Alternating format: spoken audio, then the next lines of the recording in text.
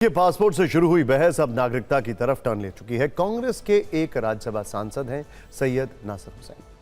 उन्होंने social media पर लिखा है कि मोदी सरकार अब अपने ही द्वारा जारी किए गए महत्वपूर्ण पहचान दस्तावेजों को नागरिकता के प्रमाण के रूप में मान्यता देने से इनकार कर रही है, जैसे Aadhaar, voter ID card, PAN card और भारतीय पासपोर्ट। इस पर बीजेपी के राष्ट्रीय संगठन मंत्री बीएल संतोष ने उन्हें जवाब दिया कि बिना आपत्ति के एनआरसी को स्वीकार कर लीजिए, तब आपके पास नागरिकता साबित करने के लिए एक ही आधिकारिक दस्तावेज होगा। लेकिन तब शायद वही लोग कहेंगे कागज नहीं दिखाएंगे। अब जिस तरह की चर्चा हो रही है, सवाल यह भी है कि क्या यह मामला एनआरसी यानी नेशनल रजिस्टर फॉर सिटीजंस की तरफ जा रहा है।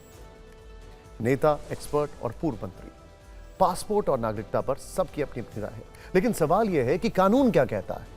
देखिए, भारत में पासपोर्ट वर्ष 1967 के पासपोर्ट एक्ट के तहत जारी किया जाता है। यह भारतीय नागरिकों को विदेश यात्रा के लिए जारी किया जाता है। यह कानून कहीं भी पासपोर्ट को नागरिकता का अंतिम प्रमाण घोषित नहीं करता। ठीक है, पासपोर्ट कानून कहता है कि गैर नागरिक को पासपोर्ट नहीं दिया जा सकता। थोड़ा सा कॉन्ट्राडिक्टरी है क्या? खैर, लेकिन यह नागरिकता तय करने का कानून नहीं है। यानी पासपोर्ट से नागरिकता भले ही साबित ना हो, लेकिन बिना नागरिक बने पासपोर्ट नहीं मिल सकता।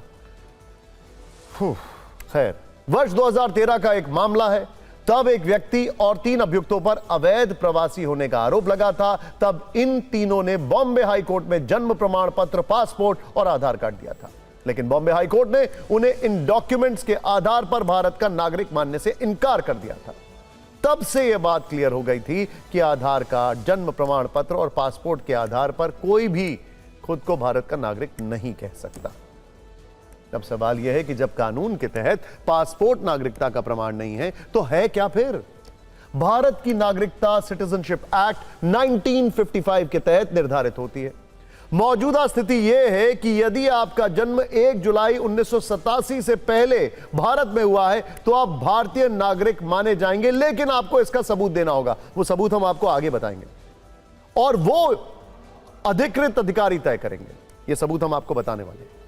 यदि आपका जन्म 1 जुलाई 1987 से 2 दिसंबर 2004 के बीच भारत में हुआ है, तो यह साबित करना होगा कि आपके माता पिता में से कम एक भारतीय नागरिक है, तो ही आप भारतीय नागरिक कहलाएंगे। यदि आपका जन्म 3 दिसंबर 2004 या उसके बाद भारत में हुआ है, तो यह साबित करना होगा कि आपके माता पिता में से कोई एक भारतीय नागरिक है और दूसरा अवैध प्रवासी नहीं। क्योंकि भारत में नागरिकता का निर्धारण सिटीजनशिप एक्ट 1955 और भारतीय संविधान के तहत होता है, इसीलिए भारतीय नागरिकता से जुड़े मामलों में इन दस्तावेजों और रिकॉर्ड को एक साथ देखा जाता है, ना कि केवल एक कार्ड को।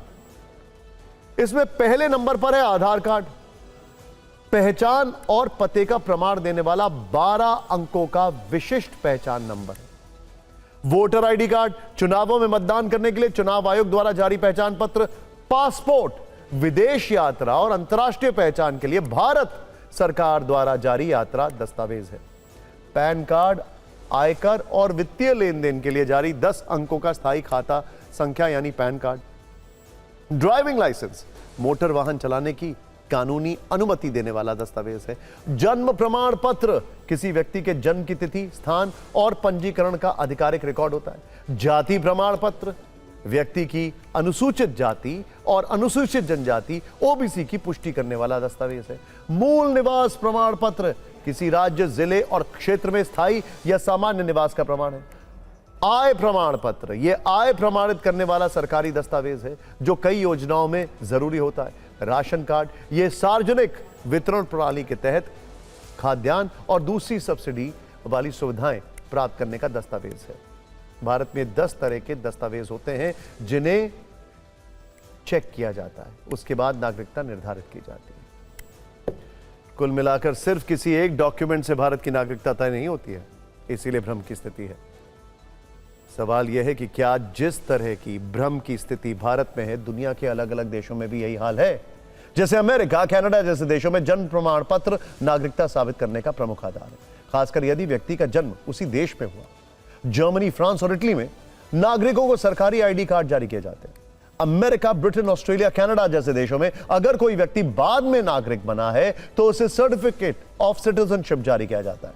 हालांकि ज्यादातर देशों में अगर किसी व्यक्ति के पास वैध पासपोर्ट है तो सामान्यतः यह माना जाता है कि वो उस देश का नागरिक है। पासपोर्ट की अपनी ताकत होती है भाई।